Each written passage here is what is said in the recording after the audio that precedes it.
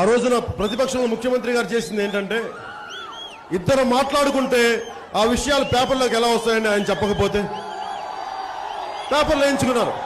పవన్ కళ్యాణ్ ఇట్లా అడిగాడు, మాకు లొంగిపోయాడు, డబ్బులు అడిగాడు, లేదంటే డబ్బులు సీట్లు అడిగాడు, ఇవన్నీ చెప్పేశారు. నాకు అనిపించింది మీకు మీ పార్టీకి దండం స్వామి నా వల్ల కాదని చెప్పి పారిపోయారు. టీడీపీ వాళ్ళు ఏమంటారు,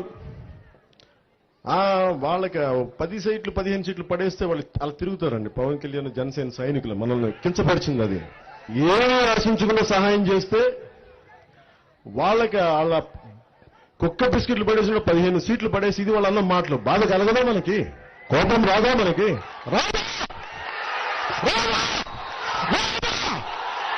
వస్తుంది. అంటే మీరు పడేస్తే భిక్ష వేయడానికి ఏమనుకుంటున్నాం? మేము జన సైనికులం, ప్రజల కోసం పనిచేసే వాళ్ళం. మేము ఇస్తాం మీరు తీసుకోండి, మీరు ఇస్తే మేము తీసుకునే వాళ్ళం కాదు. మీరు